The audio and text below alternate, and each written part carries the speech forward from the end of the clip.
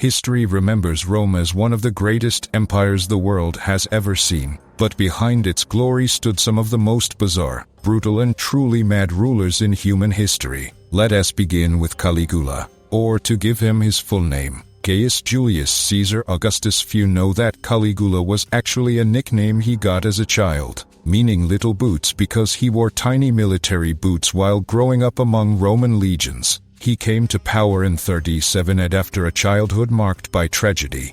His father, a famous general, was mysteriously poisoned. His brothers were executed, his mother exiled. Caligula grew up surrounded by fear, grief, and paranoia. At first, everything seemed promising. He returned exiles, cancelled unfair taxes, and restored freedoms to the Senate. The people loved him, the army trusted him. It looked like a new golden age for Rome had begun. But soon the mask fell. Caligula began claiming to be a god. He spoke of direct communication with divine beings. Some say he even made his horse a consul, though modern historians debate this tale. What is clear, his behavior became increasingly erratic, possibly due to illness or deep psychological trauma. He humiliated senators for fun, mocked laws, and treated life as a cruel game. His reign turned into chaos, terror, and madness, and so it ended in assassination. In 41 AD, conspirators, including those closest to him, murdered him in cold blood. Caligula became a warning: absolute power can drive even an emperor insane. Next comes Nero, who took the throne at just 16. His mother, Agrippina, did whatever it took to put him on the throne, even poisoning her own husband, the previous emperor. At first, Nero ruled well under wise advisors, but over time, he fell victim to luxury, theater, and music. He dreamed of becoming a great performer. He sang, played the lyre, and performed publicly, demanding endless applause. If someone left before the show ended, they disappeared. His most infamous moment: the Great Fire of Rome in 64 AD. Legend says Nero played the lyre while the city burned. Whether true or not, he used the fire as an excuse to build his monstrous palace, the Domus Aurea. He competed in Greek musical contests and always won. No one dared to lose against the emperor. Eventually, he lost the support of the people and the army. When rebellion broke out, he fled and committed suicide.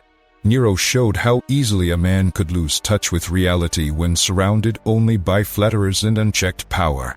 You might remember Commodus from the movie Gladiator, but the real Commodus was even worse than Hollywood showed. Son of the philosopher Emperor Marcus Aurelius, Commodus preferred the arena to the battlefield. He called himself Hercules, wore lion skins, and fought gladiators, none of whom would dare hurt the emperor. He renamed months after himself. He claimed to be Zeus, Perseus, and other gods. His rule was filled with executions, corruption, and chaos. In the end, even his closest allies betrayed him. Commodus was assassinated in a conspiracy, marking another tragic end to a reign of madness. Less known but no less strange is Elagabalus, who became emperor at just 14 years old. A priest of the sun god, he tried to make his religion the official faith of Rome. He brought a black stone, which he believed was divine, to Rome and demanded worship. He dressed in women's clothes, hosted wild feasts, and staged theatrical performances where he starred as goddesses. He spent the treasury recklessly, gave high offices to his lovers,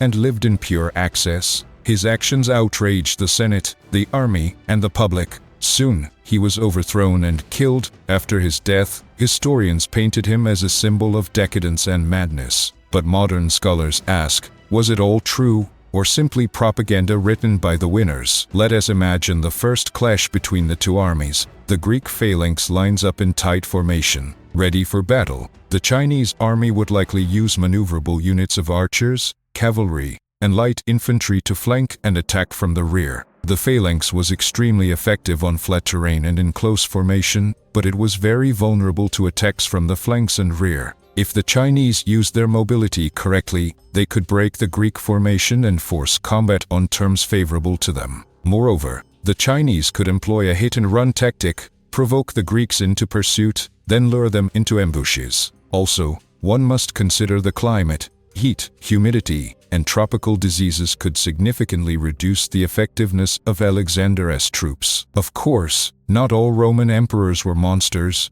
There were brilliant leaders like Augustus Trajan and Marcus Aurelius, men who built laws, expanded borders, and brought peace. But why do we remember the mad ones more? Because their stories show what happens when one person holds unlimited power and loses all touch with reality. So, why did Rome fall? Simple, it often depended on who sat on the throne. A good emperor could turn Rome into an unstoppable empire. A bad one could destroy it from within. If you enjoyed this video, hit like, subscribe, and let us know in the comments, who should we cover next?